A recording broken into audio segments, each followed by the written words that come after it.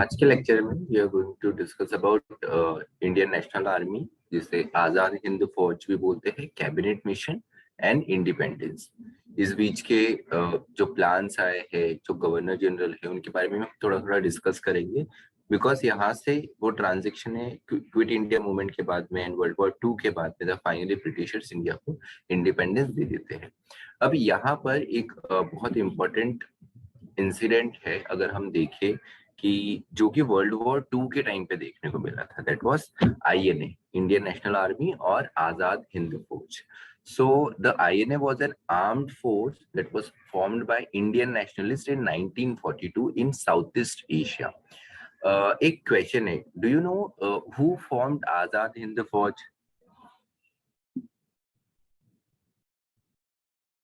Sir, it is not Subhash Chandra Bose. I think before that was this another individual. I'm forgetting the name. Yeah, it is Ras Bihari Bose. So Raj Bihari Bose started आजाद हिंद फौज। अब ये राज बिहारी बोस कौन थे? Basically if we सी तो world war 2 में Japan से जो लोग वॉर लड़ रहे थे, जो इंडियन सोल्जर्स थे, इंडियन सोल्जर्स वर रिप्रेजेंटिंग ब्रिटिशर्स। तो यहाँ पे जो अलाइड फोर्सेस की तरफ से हम लोग थे यहाँ पे, और हम लोग जापान जर्मनी इनके अगेंस्ट इंडियन सोल्जर्स लड़ रहे थे जो प्रिजनर ऑफ वॉर थे। उन्हीं में से एक थे राज बिहारी बोस। तो इन प्रिजनर ऑफ वॉर जो थे, जो कि इंडियन सोल्जर्स को पकड़ा हुआ था, इनमें से एक जो थे राज बिहारी बोस, इन्होंने ही आजाद हिंद फौज स्टार्ट करी थी। अब ये आजाद हिंद फौज जो थी, आजाद हिंद फौज को कहीं ना कहीं जापान ने भी सपोर्ट करा था, बिकॉज ये चाहते थे कि ब्रिटिशर से लड़ाई लड़े ये आजाद हिंद फौज। अब यही आजाद हिंद फौज में आगे चल के इसका जो कमांड है वो सुभाष चंद्र बोस के पास में आता है। सुभाष चंद्र बोस जो कि प्रेसिडेंशियलशिप उनके पास में आने वाली थी कांग्रेस की, पर ड्यू टू सब यहाँ पे आइडियोलॉजिकल डिफरेंसेस वो कांग्रेस से अलग हो जाते हैं। Then there is whole story जिसमें जिसमें बहुत सारी एक, अगर हम देखें उनके लाइफ से जुड़े हुए बहुत सारी स्टोरीज है। कुछ स्टोरियंस का मानना है वो सच है, कुछ का मानना है वो गलत है। You must saw that web series जो राजकुमार राव का आया होगा, बोस, उसमें बताते हैं कि वो कैसे ट्रेवल करके यूएसएसआर जाते हैं। तो यूएसएसआर को लेकर, अब जब वो यूएसएसआर वहां पर जा रहे हैं, उस वक्त तक यूएसएसआर जो है ये वर्ल्ड वॉर में शामिल नहीं हुआ है। तो कैसे वो इंडिया से ट्रेवल करके पेशावर जाते हैं, देन पेशावर में वहां पर वो लोग वो एक डीफ एंड डम पर्सन बनने का एक नाटक करते हैं, और वहां से वो क्रॉस करके अफगानिस्तान से फिर वो फाइनली यूएसएसआर में चले जाते हैं। फर्स्ट ही वांटेड कि यूएसएसआर में थोड़ा टाइम रहे और कैसे यूएसएसआर की हेल्प लेकर इंडिया को इंडिपेंडेंस मिले, पर वहां पे ज्यादा टाइम कुछ चीजें बन नहीं पाती है, and finally he came in contact with the Japanese people. अब यहाँ पर लास्ट टाइम भी मैंने बताया था कि क्विट इंडिया मूवमेंट के टाइम पे काफी ज्यादा प्रेशर जो है ये ब्रिटिशर्स पे बना हुआ था। ये प्रेशर क्या बना था कि जापानीज आर्मी जो है ये ऑलमोस्ट पूरे आसियान कंट्रीज आज की जो है वहां तक पहुंच गई है। ठीक है, बर्मा भी इन्होंने कैप्चर कर लिया था जापानीज ने। फाइनली इंडियन बॉर्डर पे आ गए थे। इवन इफ वी सी कि अंडमान निकोबार जो है, अंडमान निकोबार भी जापानीज आर्मी जो है इन्होंने इसे कैप्चर कर लिया था।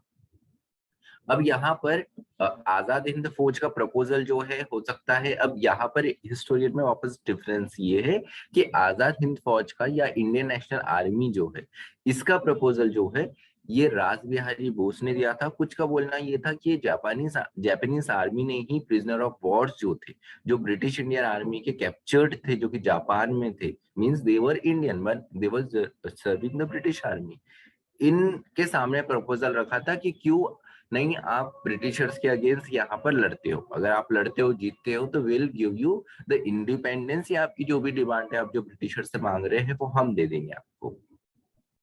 तो यहाँ पर इफ वी सी तो धीरे धीरे करके जापान जो है आसियान कंट्री पूरा कैप्चर कर लेता है। इवन चाइना का भी एक बहुत बड़ा पार्ट जो है ये भी जापान के अंडर आ जाता है। आज का म्यांमार, उस टाइम का बर्मा, ये भी उनके अंडर है। साथ ही साथ सिंगापुर वाला जो पार्ट है, ये सिंगापुर वाला पार्ट भी जापान के अंडर चले जाता है। अब इस बीच बैकग्राउंड में स्टोरी ये हो रही है कि इंडियन नेशनल आर्मी स्टार्ट हो जाती है, पर इंडियन नेशनल आर्मी के साथ में जापानीज आर्मी दोनों साथ में मिलकर काम करती है, पर इनमें डिफरेंसेस क्रिएट होने के कारण ये डिसबैंड हो जाती है। जिस ईयर में 1942 में ये स्टार्ट हुई थी, उस ईयर में डिसबैंड हो जाती है। एंड लेटर ऑन वापस Subhash Chandra Bose when he came into contact with Japanese, तो यहाँ पर वापस इस आईएनए को स्टार्ट करते हैं, और इसका कमांड जो है वो सुभाष चंद्र बोस के पास में जाता है इन 1943। अब 1943 में इनके पास में कमांड जाने के पास में ये अगेन जो प्रिजनर ऑफ वॉर्स रहते हैं, जो इंडियन सोल्जर्स को जापान पकड़ के रखता है, उनको वापस कलेक्टिवली साथ में लेते हैं और वापस से आईएनए को ये एक्टिव करते हैं। तो यहाँ पर आईएनए का ये हेडक्वार्टर जो है ये रंगून में स्टैब्लिश करते हैं, और रंगून एंड सिंगापुर में स्टैब्लिश करते हैं। और यहाँ से उन्होंने जितने प्रिजनर ऑफ वॉर्स था उनको साथ में लेकर इनका एक कॉन्फ्रेंस होता है, उसमें वो दिल्ली चलो, ठीक है, दिल्ली चलो का नारा देते हैं कि हमको इंडिया को इंडिपेंडेंस दिलानी है from Britishers with the help of Japanese army और जापानीज पीपल।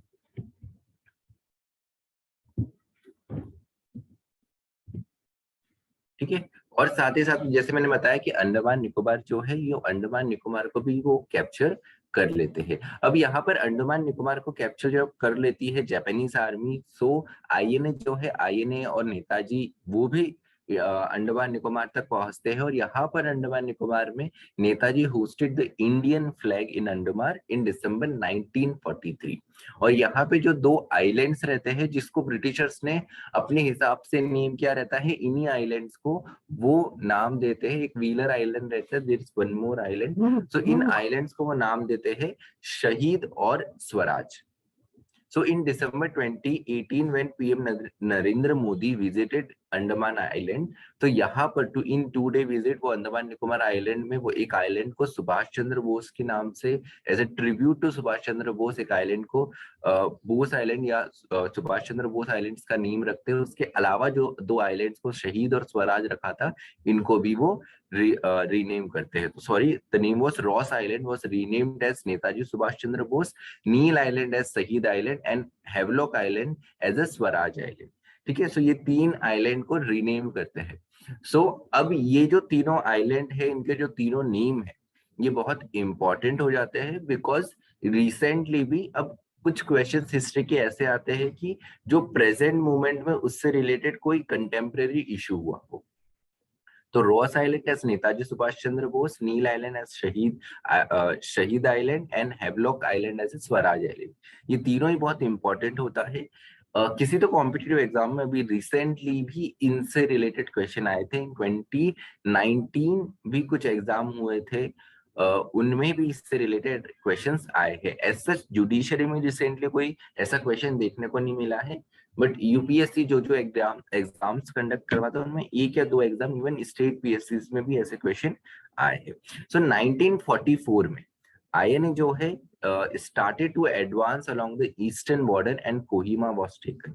So 2 वॉर होती है यहाँ पर, एक बैटल ऑफ कोहिमा और बैटल ऑफ इम्फाल। इन दोनों ही जगह पर जापानीज आर्मी जो है, Japanese army with INA British army पे अटैक करना स्टार्ट कर देती है। ठीक है, अब यहाँ पे कोहिमा जो है, ऑलमोस्ट कोहिमा आईएनए के पास में आ जाता है। आईएनए उस टाइम पे इस पूरी वॉर को, जो इंडिया में एंटर करने की जापान की वॉर थी, इसको लीड कर रही थी।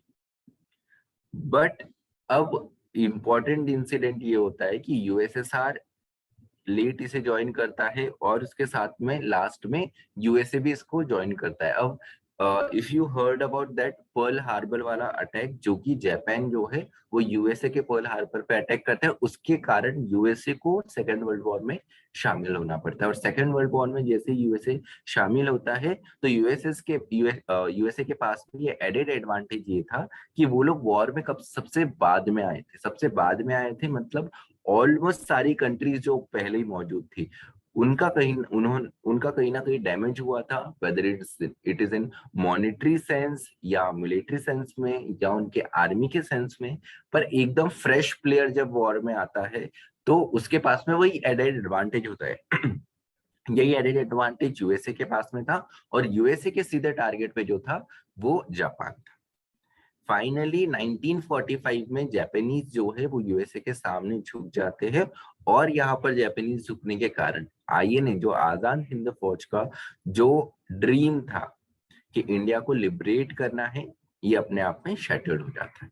सो इन्हें ऑलमोस्ट जो इंडिया में ये एंटर करने वाले थे कोहिमा, लगभग इनके पास में जो आ गया था, बहुत सा हिस्सा जो था जो कोहिमा का आईएनए के पास में आ गया था, वो वहीं पर रुक जाता है। बिकॉज पावर आईएनए कहाँ से डिराइव कर रही थी? पावर डिराइव कर रही थी ये जापानीज आर्मी से। मैंने राज बिहारी बोस के बारे में बताया था, और यहाँ पे बताया था कि 1942 में ही ये फॉर्म होती है और दिसंबर में डिसबैंड भी हो जाती है। तो राज बिहारी बोस जो है, इनके डिस्प्यूट जो है वो जो जापानीज कमांडर से इनके साथ में हो जाती है। Because Raj Bihari Bose realise one thing कि हमारी मदद जापानीज क्यों कर रहे हैं? हमारी मदद जापानीज कहीं ना कहीं इसलिए कर रहे हैं क्योंकि जब भी वॉर होती है तो फ्रंटलाइन जो सोल्जर्स होते हैं, सबसे ज्यादा खतरा लाइफ की उन्हीं को होता है। और यहाँ पर आईएनए को एज अ फ्रंट लाइन रखना चाहती थी जापानीज इस पूरी वॉर में।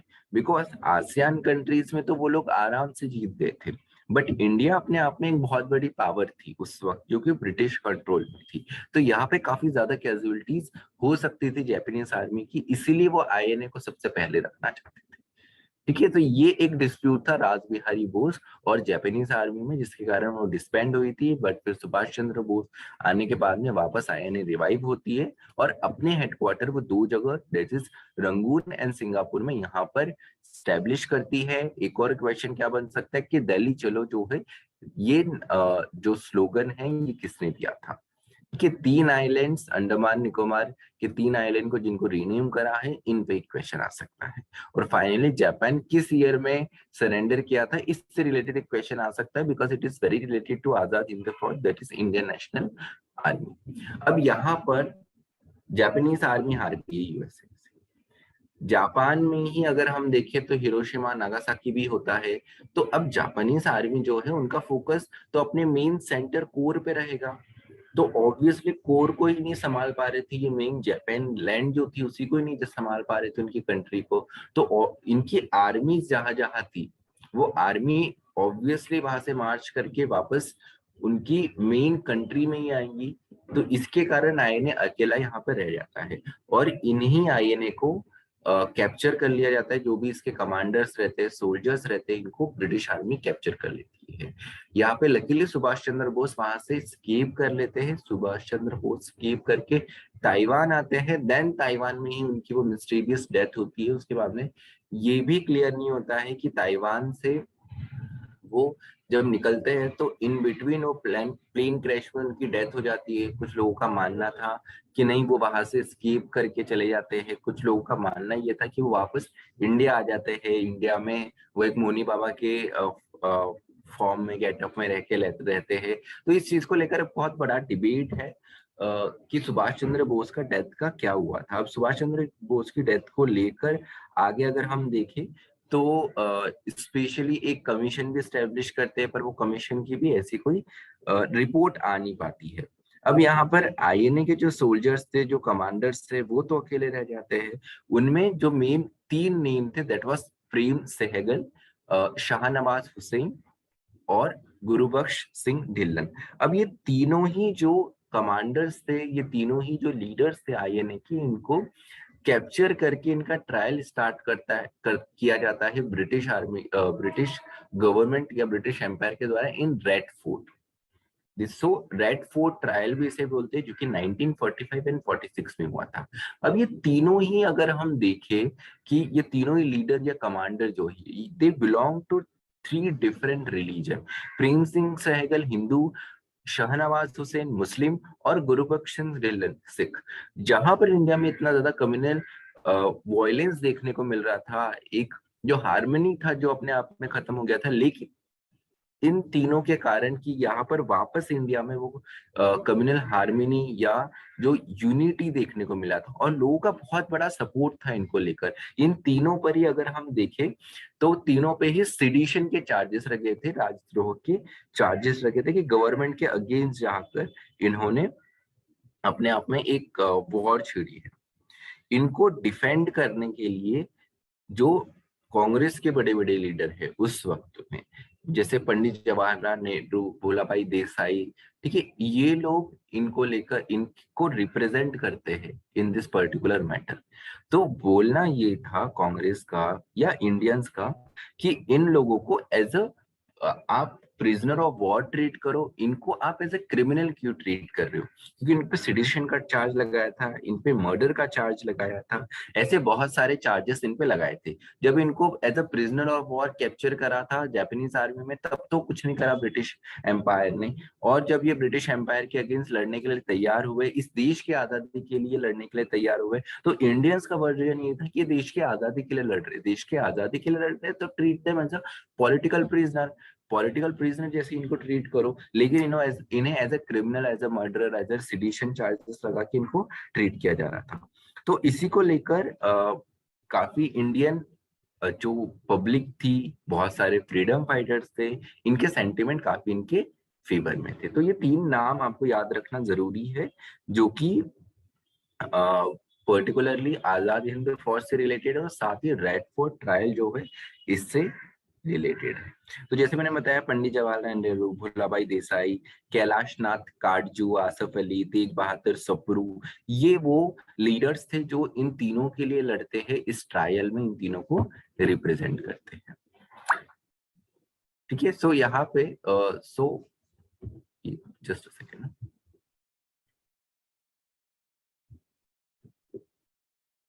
So the prevailing condition made it amply clear to British that holding India away from independence will no longer be feasible in post-war arena.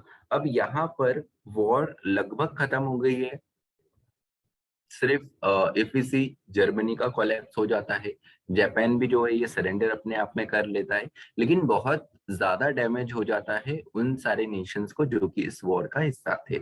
One of the nation was the Britain. अब Britain के यहाँ पे हम ये देखते हैं कि Britain इस वॉर को में स्टार्टिंग से रहता है, जिसके कारण उनको डैमेज बहुत ज्यादा होता है, और लास्ट में यूएसएसआर और यूएसए बचता है। जो यूएसए का पर्टिकुलरली नागासाकी एंड हिरोशिमा का जो अटैक था जापान में, वो कहीं ना कहीं यूएसए की एक सुप्रीमेसी को स्टार्ट करता है, और वहां से फिर यूएस और यूके का कोलिशन होता है, क्योंकि हर कोई चाहता था कि वो एक पावरफुल एंड पे रहे।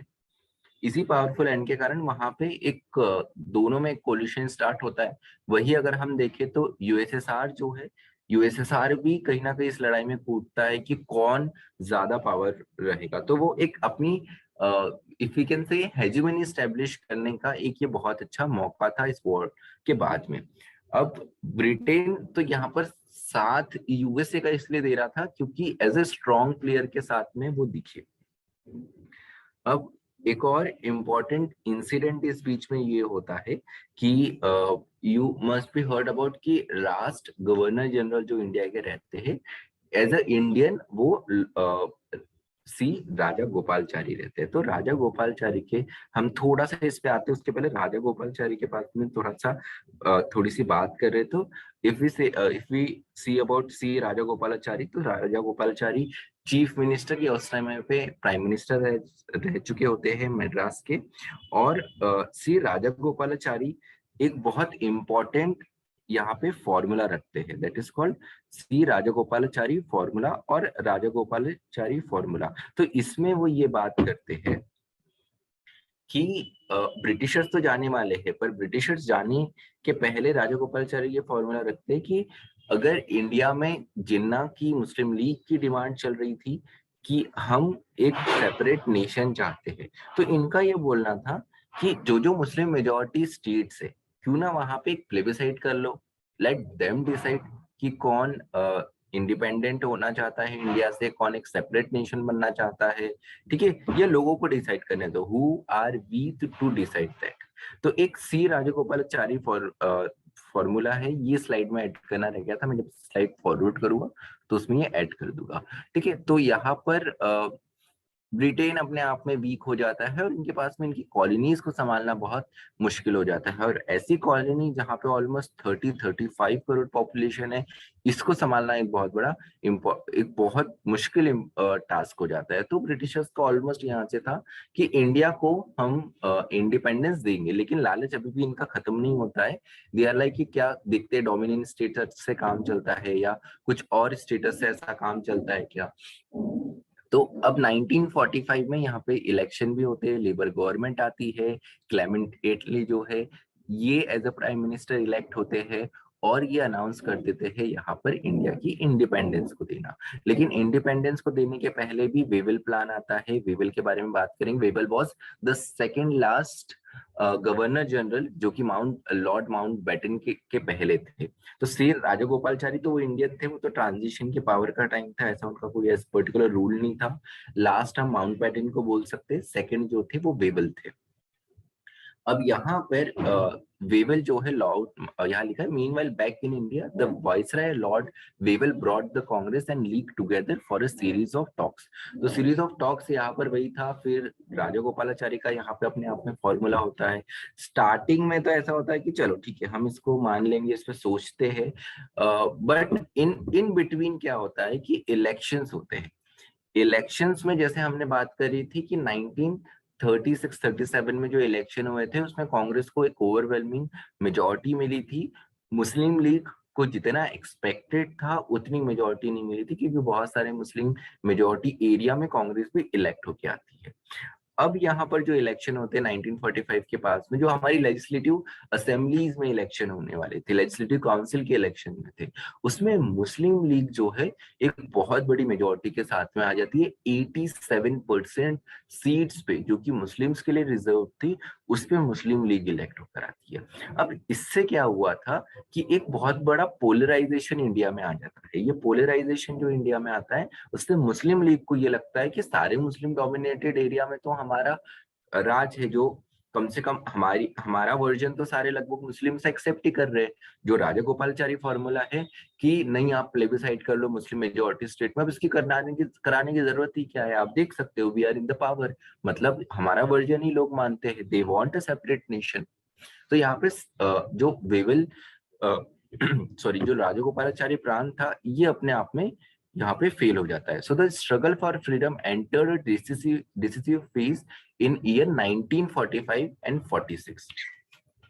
इस बीच कैबिनेट मिशन जो है वो इंडिया में आता है।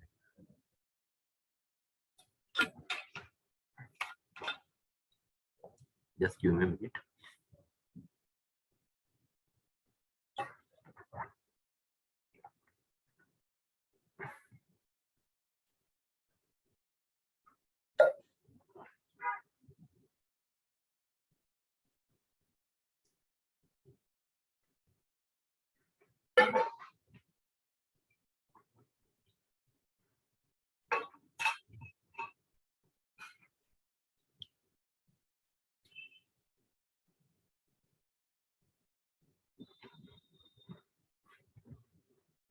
इस बीच में वेवल आए थे, तो Wavell Lord Wavell governor general Wavell जो है इनका भी एक प्लान बीच में ये आया था।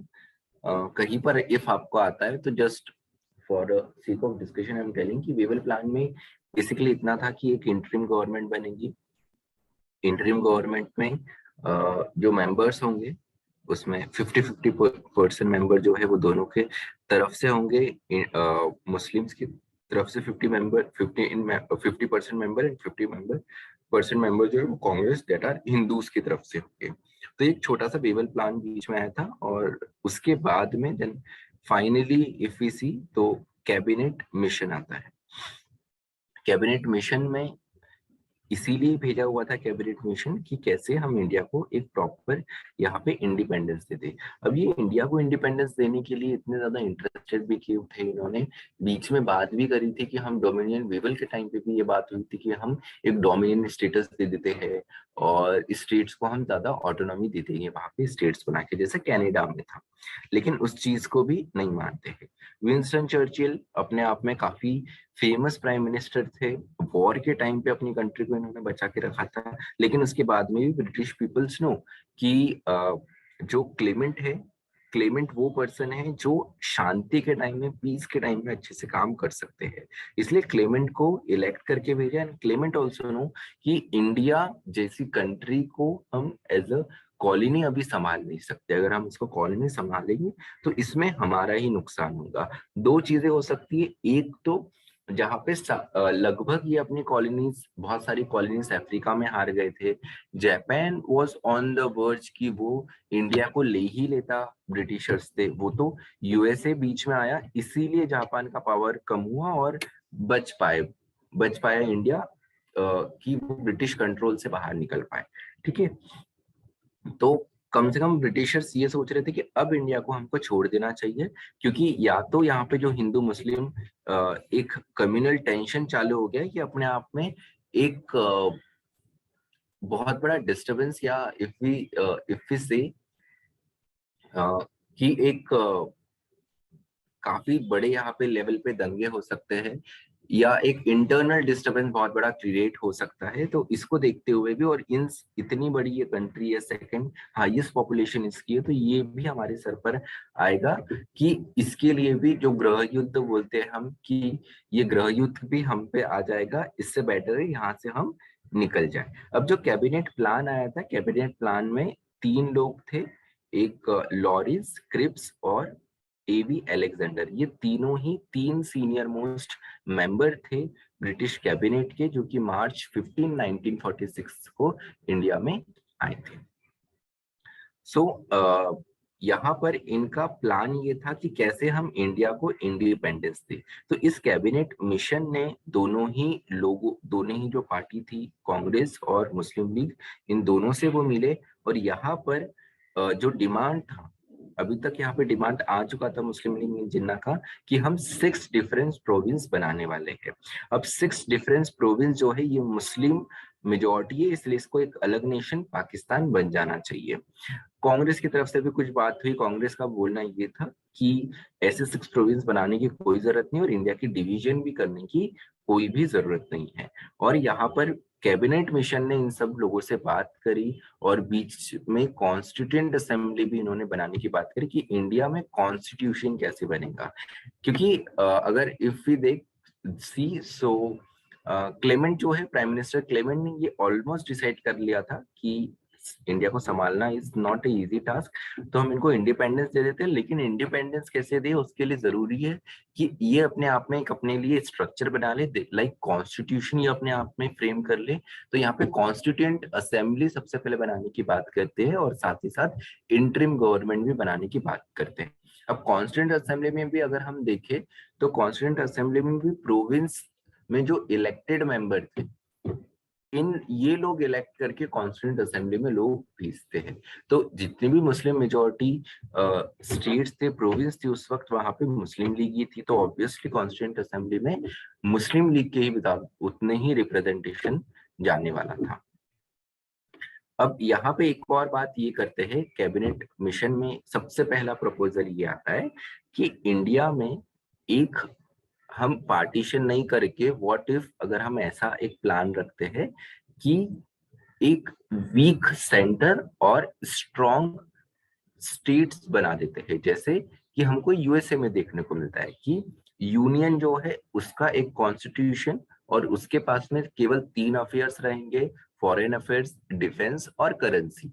बाकी जितने भी अफेयर्स है, जितनी भी पावर है, ये सब स्टेट को दे दी जाएगी। दैट इज फेडरल, एक ऐसा फेडरल हम कंट्री बनाने की बात करते हैं। तो कांग्रेस को भी और मुस्लिम लीग को भी एक हद तक लगा कि चलो ये तो ठीक है, चल सकता है। लेकिन यहाँ पर एक और बात ये हुई कि बहुत सारे कांग्रेस की तरफ से लीडर्स का ये मानना था कि अपने आप में ये एक डिसएडवांटेज हो सकता है। मुस्लिम लीग भी इस प्लान पे थोड़ी देर के लिए उन्होंने होल्ड करा स्टार्टिंग में, जब ये प्रपोजल आया कि चलो हम हमारे जो सारे स्टेट्स है उसमें तो हमारी मेजोरिटी आ रही है और हमको ज्यादा पावर मिल जाएगी। लेकिन one of the leader if we see कि Pandit Jawaharlal Nehru was of the view कि अगर हम ऐसा करते हैं तो कहीं ना कहीं इंडिया का डिवीजन हो सकता है इससे। ठीक है। सो इस प्रपोजल को इस कारण काफी ज्यादा बाद में काफी ज्यादा इसको एक डिसएग्रीमेंट कांग्रेस में ही बना, बिकॉज उनको भी समझ में आया कि अगर ऐसा फेडरल स्ट्रक्चर बनता है तो काफी ज्यादा प्रॉब्लम होगी। फिर उसके बाद में इफ वी सी, तो यहाँ पर 3 ग्रुप ऑफ प्रोविंस बनाने का एक रिकमेंडेशन आता है। 3 ग्रुप ऑफ प्रोविंस, 3 बनेंगे। First, Muslim western and eastern province यहाँ पे बनाने की बात होती है, जिसमें if we see Balochistan, Sindh, Punjab, north west frontier होते हैं। उसके अलावा जो this is one of the group जिसमें वेस्टर्न जो प्रोविंस है, mainly the Muslim majority western, और उसके साथ में ईस्टर्न प्रोविंस। दूसरी जो ग्रुप है, द सेकेंड ग्रुप वाज कि मोस्टली हिंदू एरियाज वाली प्रोविंस, ठीक है। और जो तीसरा पार्ट बनता है, ये रेस्ट ऑफ द पार्ट बनता है। तो 3 ग्रुप बनाने की यहाँ पे बात करती है। ग्रुप ए में प्रोविंस आती है, जैसे यूनाइटेड प्रोविंस आज का यूपी, सेंट्रल प्रोविंस आज का मध्य प्रदेश या विदर्भ वाला area we can see, Bombay Bihar, Bombay Bihar आज का बहुत बड़ा महाराष्ट्र का पार्ट, गुजरात का part, Bihar we all know, Orissa और मद्रास, ठीक है। दिस इज ग्रुप ए जो कि हिंदू मेजोरिटी है। ग्रुप बी जिसमें Sindh, Punjab, north west frontier और बलूचिस्तान, ये वाला पार्ट जिसमें मुस्लिम मेजॉरिटी है, या ऑलमोस्ट एक बहुत बड़ी सिग्निफिकेंट 50% तक मुस्लिम पॉपुलेशन है। ग्रुप सी बनाने की बात होती है। ग्रुप सी ये है जिसमें बंगाल और असम होता है। बंगाल और असम को क्यों डिफरेंट रखा? क्योंकि यहाँ पर एक डिवीजन की पार्ट अभी भी बची थी। यहाँ पे मुस्लिम और हिंदू पॉपुलेशन काफी हद तक सिमिलर अमाउंट में थी, तो ये कहाँ जाएगा इसको लेकर भी एक डिस्प्यूट थी। उसके अलावा प्रिंसली स्टेट्स जो है, प्रिंसली स्टेट्स का एक अलग ग्रुप बनाया, और यहाँ पर प्रिंसली स्टेट्स को भी उतनी पावर दी कि फेडरल स्ट्रक्चर में आपको ज्यादा पावर होगी, एक वीक सेंटर होगा। अब यहाँ पर so the rejection of the demand for full fleshed Pakistan यहाँ पे आने ही वाला था जैसे मैंने बताया, बट ये बाद में फिजिबल नहीं हो जाता है। आगे दोनों ही इसको इनिशियली वैसे एक्सेप्ट करते, पर आगे दोनों ही इसको, कांग्रेस भी मुस्लिम लीग भी, इस प्लान को, इस आइडिया को रिजेक्ट कर देती है। मुस्लिम लीग की तरफ से सोचना ये था कि कहीं ना कहीं अगर हम देखें तो मेन कॉन्स्टिट्यूएंट असेंबली जो बन रही है, कॉन्स्टिट्यूएंट असेंबली में भले ही हमारे रिप्रेजेंटेटिव चले गए, लेकिन ये प्लान के साथ में कॉन्स्टिट्यूएंट असेंबली बनती है, तो उसमें मेजोरिटी ऑफ मेंबर जो ये कांग्रेस के, मेजोरिटी ऑफ मेंबर कांग्रेस के हैं। तो इसके कारण होगा क्या? इसके कारण ये होगा कि वो लोग ऐसे ही प्रोविजन, ऐसे ही आर्टिकल्स लाएंगे जिसके कारण कि हम कल को अलग ना हो पाए, या हमारे स्टेट्स को इतना पावर ना मिल पाए। तो इस डर से मुस्लिम लीग इससे अलग हो जाती है। और कांग्रेस का ये डर होता है, जैसे Pandit Jawaharlal Nehru was the front leader in this thing, और यही सबसे स्ट्रांगली इस चीज को बोलते हैं उन कांग्रेस पार्टी में कि कल को इंडिया एक सेपरेट अलग अलग कंट्रीज में बट जाएगा। तो इस चीज का मतलब क्या है? अगर हम ऐसे ग्रुप बना रहे हैं, इनको पावर भी दे रहे हैं, तो इन सारी चीजों का मतलब क्या है? तो ये 3 ग्रुप बना के इनमें अलग अलग तरीके की पावर डिवीजन की बात होती है, कॉन्स्टिट्यूंट असेंबली में रिप्रेजेंटेशन की बात होती है।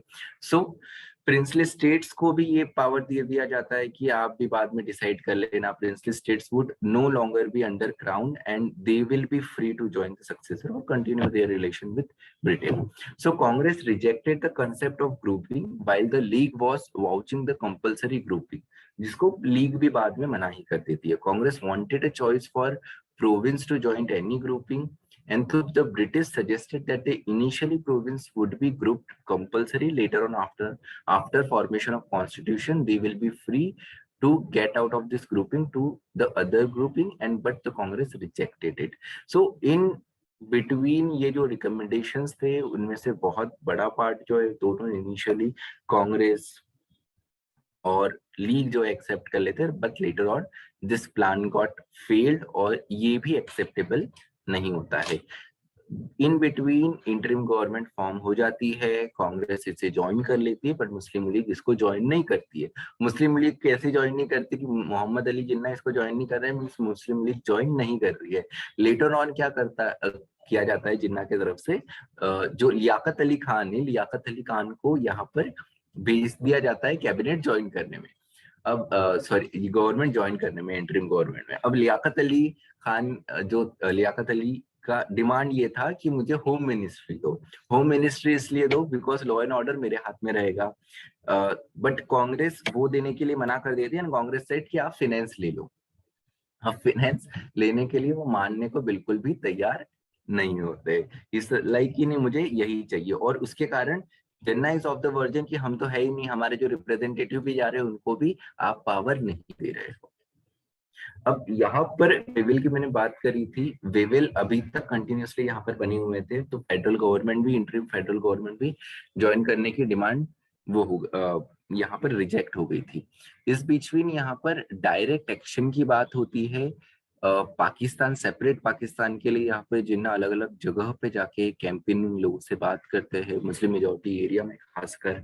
और ये एक डायरेक्ट एक्शन डे बहुत ही इंपॉर्टेंट है, जो कि 2 सितंबर 1946 में हमको देखने को मिलता है।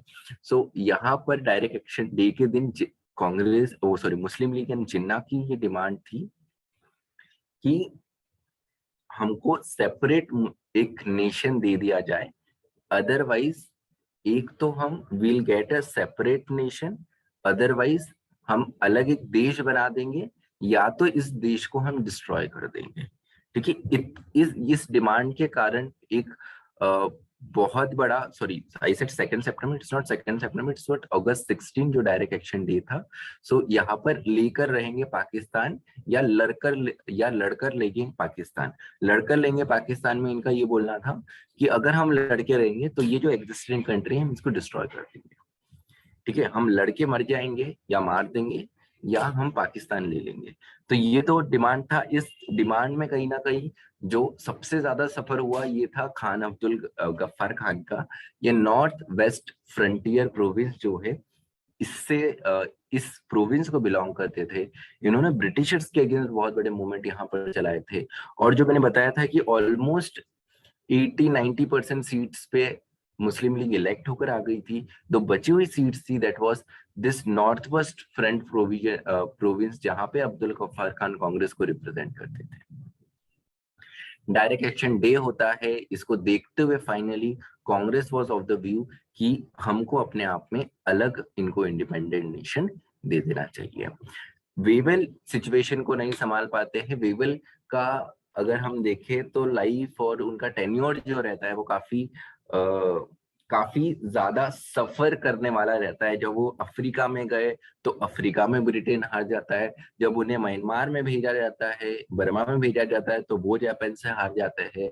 उनको सोचा जाता है कि ये शांति बना लेंगे, इंडिया में कंसेंसस बना लेंगे, तो वो भी फेल हो जाता है। एंड फाइनली लॉर्ड माउंटबेटन ये last and next viceroy and governor general India के रहते हैं। सो कैबिनेट मिशन के फेलियर के बाद में यहाँ पर 1946 में पूरा कम्युनल वायलेंस जो है ये अपने इंडिया में काफी ज्यादा था, उसको देखते हुए लॉर्ड माउंटबेटन ने यहाँ पर जो प्लान रखा, द प्लान वाज कि इंडिया को डिवाइड कर दिया जाएगा इन 2 सेपरेट नेशन। मुस्लिम मेजोरिटी एक स्टेट होगा और दूसरा हिंदूज के लिए और जिसको यहाँ पे रहना है उसका होगा। सो माउंटबेटन ने तो यहाँ पर प्लान हिंदू एंड मुस्लिम का रखा हुआ था, 2 नेशन का रखा था। बट कांग्रेस का ये मानना था कि this country should not be, हम मुस्लिम लीग जैसे थॉट हम नहीं रख सकते, this country should be welcome for all. एक सेक्युलर कंट्री की कांग्रेस यहाँ पर बात रखती है। तो यहाँ पे in the press conference Mountbatten on 4 June 1947 India की इंडिपेंडेंस अनाउंस कर देते हैं कि इन्हें 15 अगस्त को इंडिपेंडेंस मिलेगी। कुछ मेन इनके प्लान में जो अनाउंसमेंट रहती है लॉर्ड माउंटबेटन की, तो Lord Mountbatten was a very good diplomat.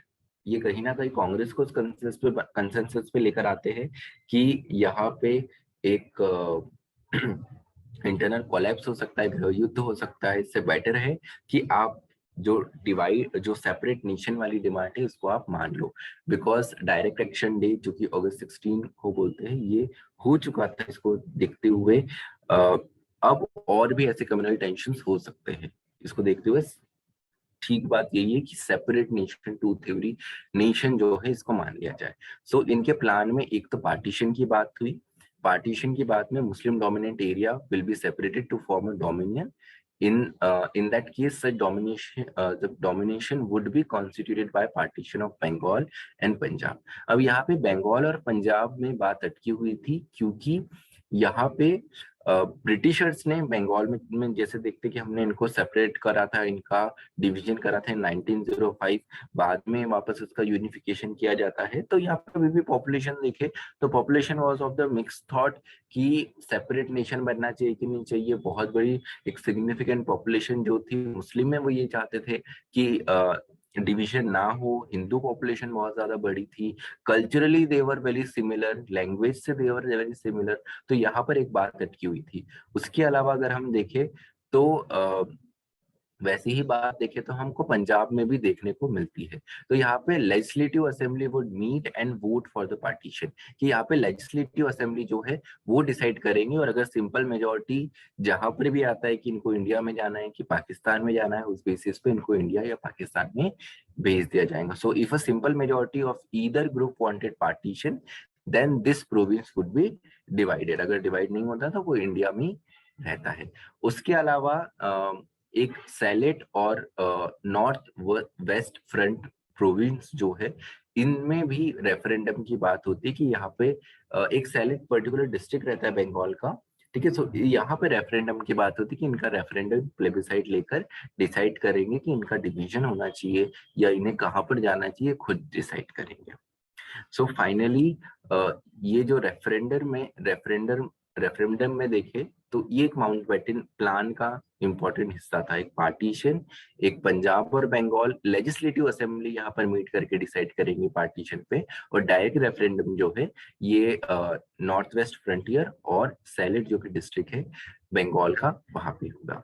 Finally India जो है 15 अगस्त 1947 को फ्री हो जाता है। लेकिन इस प्लान में फ्री हो जाता है, और यही प्लान में ये डेट जो है, डेट कहाँ से आई थी, तो माउंटबेटन प्लान से आई थी। उसके अलावा प्रिंसली स्टेट्स का क्या हुआ? प्रिंसली स्टेट्स का वेविल के प्लान में बताया हुआ था कि आपको भी ऑटोनॉमी मिल जाएगी, आप भी अपने हिसाब से चीजें कर सकते हैं। लेकिन यहाँ पे इन माउंटबेटन प्लान उन्हें सारे प्रिंसली स्टेट्स को इंडिपेंडेंस दे दी, और उन पर ये छोड़ दिया गया कि इधर दे कैन जॉइन इंडिया और पाकिस्तान। और साथ ही साथ एक बाउंड्री कमीशन जो है वो भी सेटअप किया। अब ये जो बाउंड्री कमीशन सेटअप किया था, इसको लेकर भी आगे चल के काफी ज्यादा डिबेट होता है। जैसे इफ वी सी, तो डू यू नो इंडिया और पाकिस्तान जो है, इंडिया पाकिस्तान की जो बॉर्डर है, ठीक है, तो एक बॉर्डर लाइन है, इस लाइन को क्या कहते हैं? Anybody know this thing? India और पाकिस्तान की जो बॉर्डर लाइन है, ठीक है, Yes, इस sir. बॉर्डर, या So what I is guess Radcliffe कहते हैं या रेडक्लिफ। तो एक ऑफिसर थे रेडक्लिफ। सो उनकी ऑटोबायोग्राफी में, और उसके बाद में जो कुछ जर्नलिस्ट थे उन्होंने बात करी थी, उसके बेसिस पे दिस इज डॉक्यूमेंटेड थिंग कि लिटरली जहां पर भी ब्रिटिशर्स ने पार्टीशन करे, वेदर इट्स अफ्रीका और वेदर इट्स इंडियन सब कॉन्टिनेंट, काफी negligently they partition the countries. So India में भी इफ स्पेशली पंजाब वाला एरिया, सो मैप था रेडक्लिफ के पास में। रेडक्लिफ इंडिया में कभी रहे नहीं थे, रेडक्लिफ ने कभी इंडिया का कल्चर नहीं देखा था। ही जस्ट सॉ कि अच्छा यहाँ पर ये प्रोविंस हमने बनाई हुई थी और यहाँ पर ये मेजोरिटी है, और वो लिटरली उन्होंने मैप पे वो लाइन खींची। अब पंजाब में इफ वी सी, तो पंजाब का बहुत सारा एरिया जो था कि जहाँ पे मुस्लिम मेजोरिटी एरिया था, उन्होंने वो इंडिया में डाला। बहुत सारा ऐसा एरिया था जहाँ पे सिग्निफिकेंट हिंदी पॉपुलेशन थी, वो इंडिया में रहना चाहते थे, उनको उन्होंने पाकिस्तान में डाल दिया। बाद में इस चीज को लेकर काफी डिबेट भी हुआ। जैसे लाहौर जो था, सो इनिशियली देयर वाज कि लाहौर इंडिया में आने वाला था, उसको लेकर पाकिस्तान ने काफी जो पाकिस्तान वाला साइड था, मुस्लिम लीग ने काफी स्ट्रांगली इसको अपोज करा कि नहीं, लाहौर जो है ये हमारे साइड, लाहौर का जो पर्टिकुलर रीजन है ये पाकिस्तान को मिलना चाहिए। कांग्रेस ने यहाँ पर कहीं ना कहीं, कांग्रेस वाला साइड था, इंडिया वाला साइड में ये नेगोशिएट हुआ कि फिर गुरदासपुर और उसके आसपास की जो दो तीन सिटीज है, इसमें कहीं इसमें नेगोशिएशन हो, ठीक है। सो बहुत सारे ऐसे पार्ट भी बाद में देखने को मिले कि जो मुस्लिम मेजोरिटी होकर इंडिया में थे। वैसे बंगाल में देखे तो बंगाल में ही इन्होंने ही रेडक्लिफ ने ही वो पार्टीशन किया था। इनक्लेव्स वाला जो पर्टिकुलर डिस्प्यूट है, डू यू नो इनक्लेव जैसे एक पर्टिकुलर बड़ा एरिया है, ठीक है, उस पर्टिकुलर बड़े एरिया में एक अंदर एक और एरिया है, so outer area is Bangladesh, उसमें इंडिया, और उसका एक और आउटर एरिया, उसमें वापस बांग्लादेश। सो इंडिया में थर्ड डिग्री, इंडिया और बांग्लादेश में थर्ड डिग्री ऑफ इनक्लेव्स तक था, इसे उन्होंने रिजॉल्व नहीं करा था, ठीक है। अब वहां पे उस टाइम पे प्रिंसली स्टेट थे, जमींदार थे, इनका रूल हुआ करता था, उस कारण वो इनक्लेव्स बने थे। देन फाइनली जब इंडिया में हम देखें कि हमारे कॉन्स्टिट्यूशन में अभी there is more than 100 amendments, तो जो 100th अमेंडमेंट था, दैट 100th अमेंडमेंट के लिए अरुण जेटली और सुषमा स्वराज में एक बहुत इंटरेस्टिंग कॉम्पिटिशन था कि 100th अमेंडमेंट जो है ये कौन हमारे कॉन्स्टिट्यूशन में लाएगा। सुषमा स्वराज ने जो बिल मूव करा था, दैट बिल वाज कि इनक्लेव्स का जो डिस्प्यूट है बांग्लादेश को, उसको लेकर कि जो लैंड ट्रांसफर का अमेंडमेंट था, वही अगर हम देखें तो अरुण जेटली का बिल वाज जीएसटी का बिल। एंड फाइनली जो इनके बीच में कंपटीशन था कि वो लैंडमार्क 100th अमेंडमेंट कौन लाएगा, वो होता है वो इनक्लेव्स बॉर्डर एक्सचेंज वाला, जो कि सुषमा स्वराज ने प्रपोज करा था। देन 101 जीएसटी का बाद में होता है, ठीक है। चलो इंडियन इंडिपेंडेंस एक्ट के बारे में बात करें 1947 में। सो 1947 में इंडियन इंडिपेंडेंस एक्ट आता है। सो इस एक्ट में कुछ स्पेसिफिक थिंग्स है, जैसे British rule was will be over in India on August 15, 1947। उसके अलावा दो इंडिपेंडेंट नेशन, इंडिया और पाकिस्तान, ये क्रिएट होंगे और इन पर डायरेक्टली ब्रिटिश कंट्रोल ऐसा नहीं रहेगा। उसके साथ में प्रिंसली स्टेट को भी यहाँ पर ब्रिटिश एम्पायर से ऑफिशियली फ्री कर दिया और उन्हें ये पावर दे दी, अब आपको जिसे ज्वाइन करना आप उसको ज्वाइन कर सकते हो। इंडिया और पाकिस्तान को भी ये चॉइस दी कि आप ब्रिटिश कॉमनवेल्थ के मेंबर रह सकते हो इफ यू वांट, तो यहाँ पर गवर्नर जनरल कंटिन्यू रह सकते हैं। इफ यू वांट, अगर आप जो ब्रिटिश एम्पायर के किंग या क्वीन है, इनको हेड ऑफ द नेशन रख सकते हो।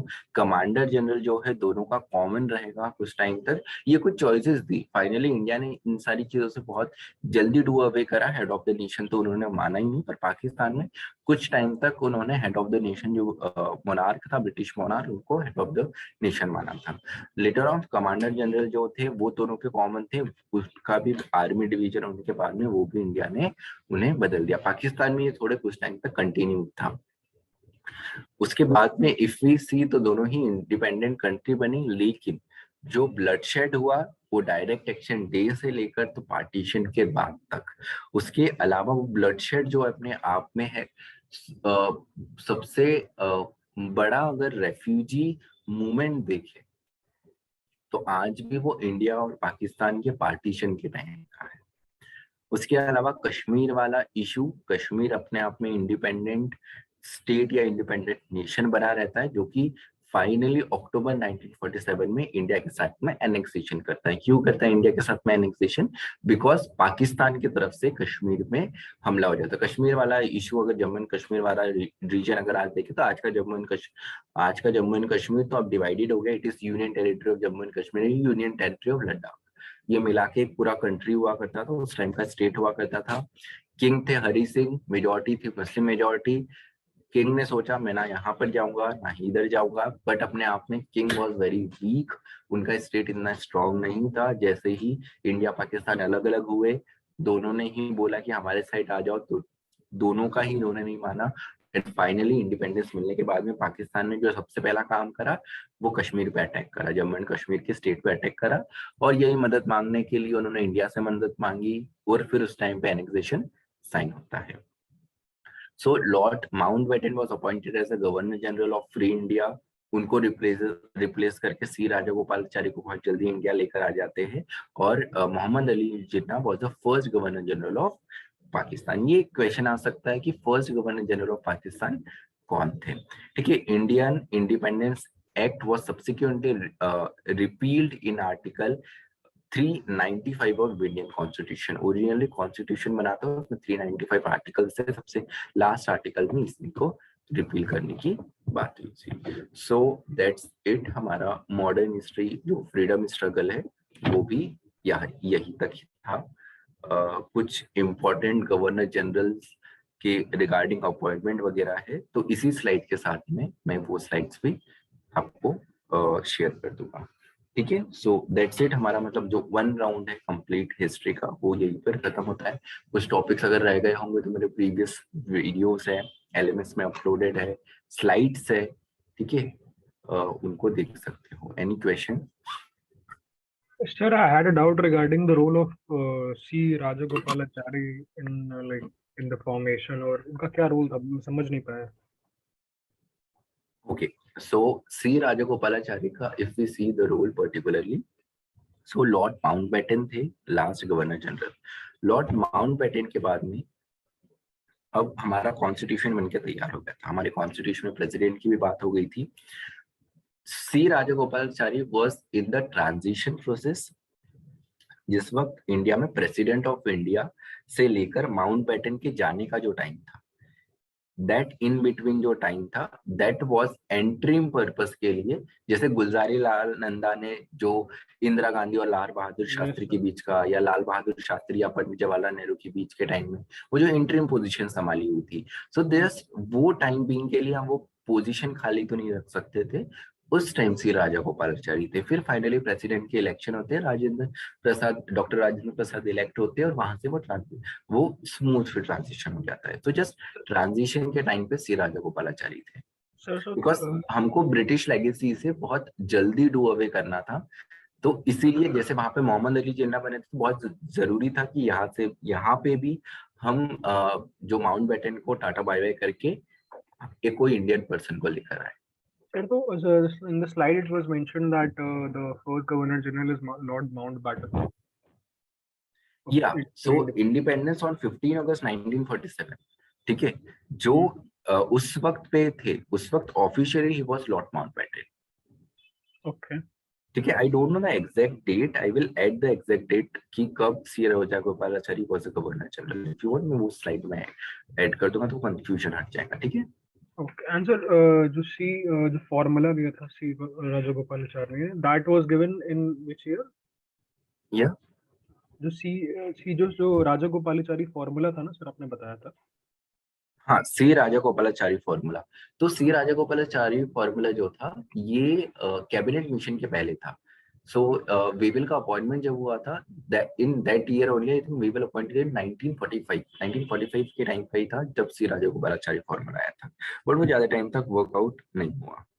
At that time he was not holding any official office, मतलब फॉर्मूला दिया था ना। हाँ, सी राजागोपालाचारी का इट्स लाइक कि न्यूट्रल पर्सन थे उस वक्त वो, बिकॉज सी राजागोपालाचारी ने कांग्रेस की तरफ से वो मद्रास प्रोविंस को हेड कर रहे थे, वहां पे सीएम बने थे, बट उसके बाद में कुछ डिफरेंसेस होने के कारण उन्होंने कांग्रेस को छोड़ दी थी। तो सी राजागोपालाचारी वाज द पर्सन जो ना कांग्रेस में है ना मुस्लिम लीग में है, तो एज ए इंडिपेंडेंट पर्सन ही प्रपोज्ड वन आइडिया कि दोनों ही तरफ कंसेंसस बन सके, पर वो उनके जो फॉर्मूला था वो ना दोनों ही पार्टी को वो एक्सेप्ट नहीं हुआ। Okay, okay, fine, sir. And after just independence, he became the first Indian governor general. Yeah, first Indian governor general, first and last Indian governor general, basically. ठीक है, okay, sir, thank you. ठीक है, so we'll wrap up our class. Thank you. Okay, sir, thank you. This will be the last class, right, sir?